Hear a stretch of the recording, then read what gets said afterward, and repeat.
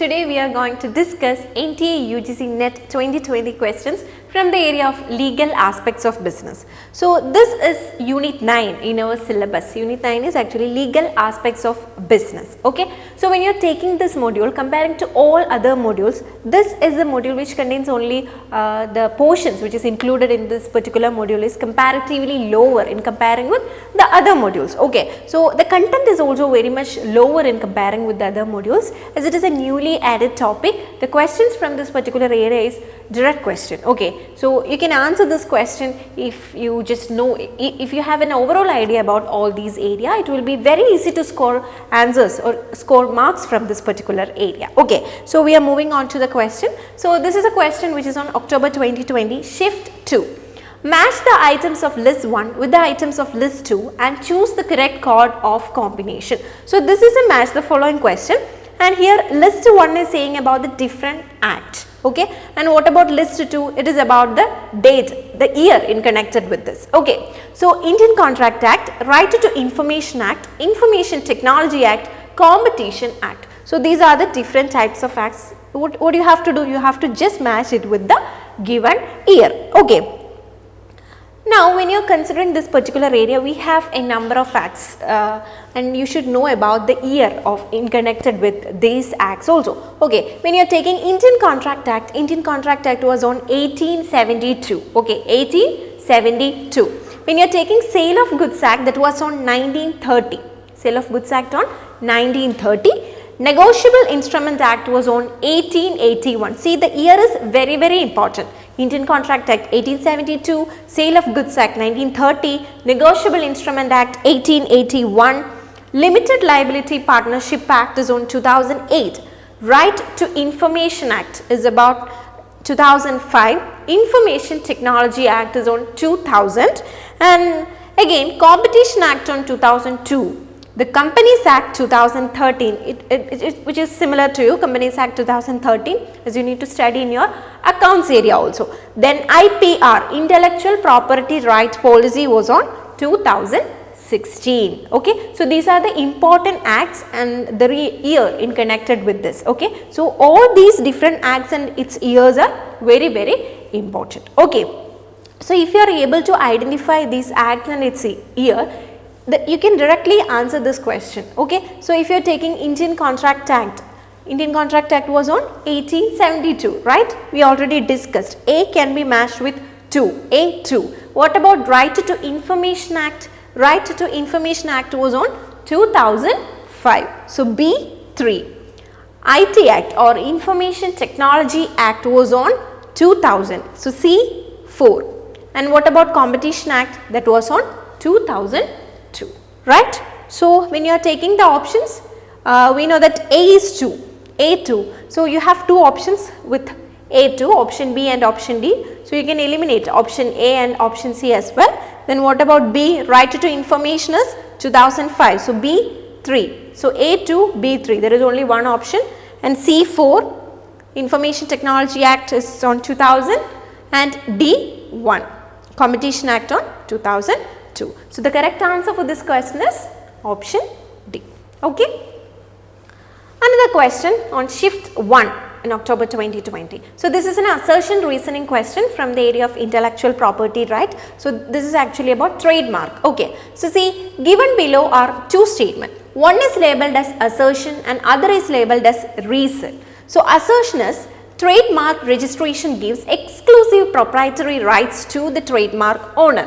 And reason is given as a trademark is a recognizable sign, design or expression which identifies products or services of a particular source from those of others and are used to claim exclusive proprietary rights of products or services. Okay. And you have the different options in order to connect it with this.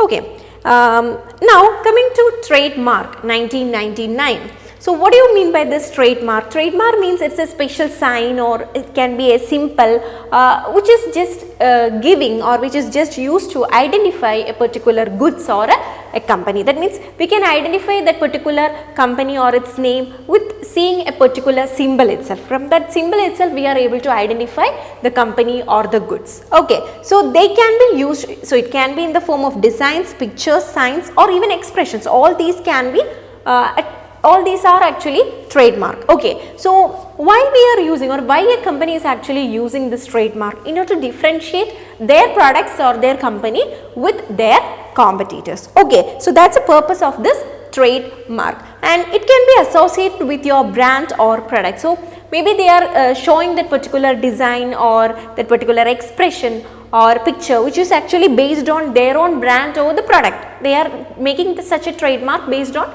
their brand or their products, and the trademark and its rights are protected by the Trademark Act 1999. So the act is Trademark Act 1999. So the year is also very important. Okay.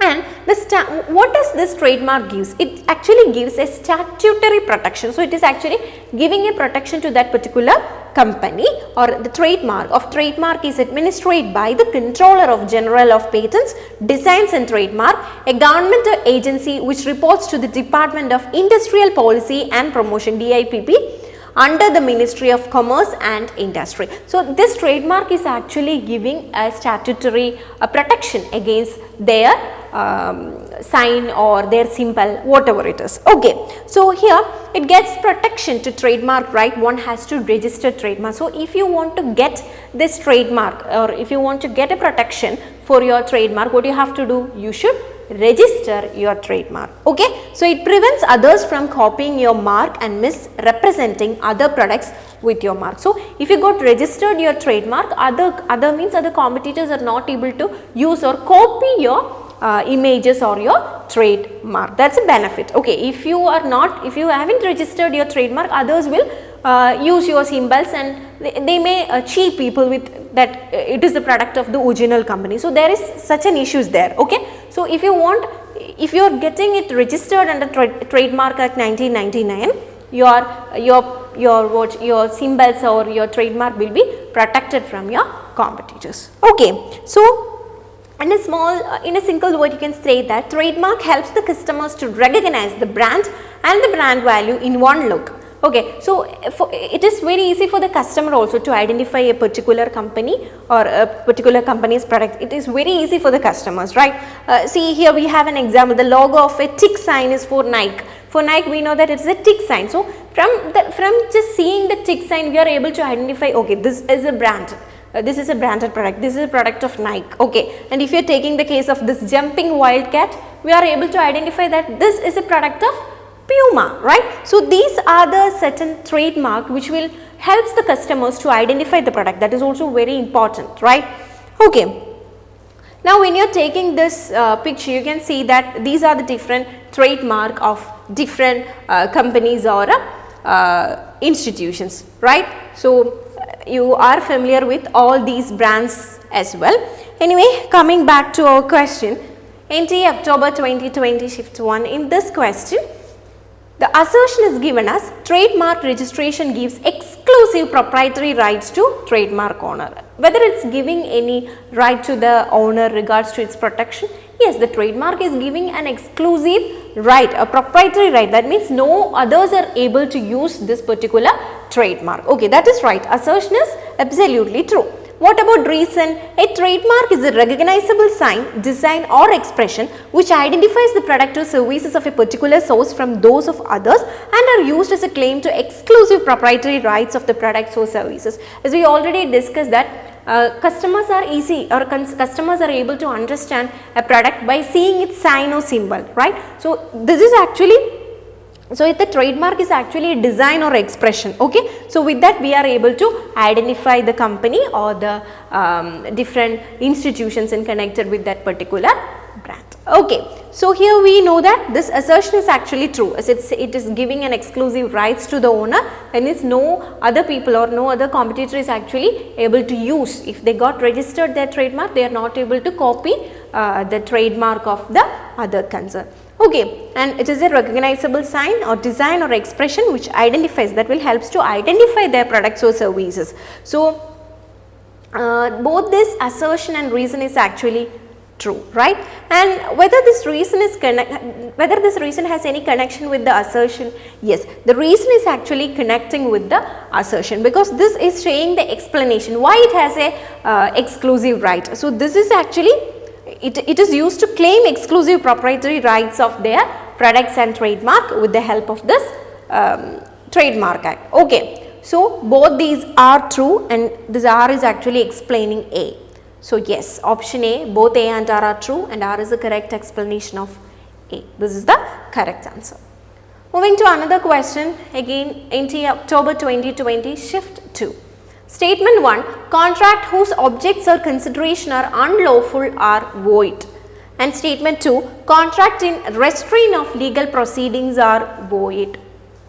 So both statements are correct, both statements are incorrect. Statement 1 is correct but 2 is incorrect. Statement 1 is incorrect but 2 is correct. So contract whose objects or consideration are lawful are considered to be void. So you should know what is a void contract and what is a valid contract and all that.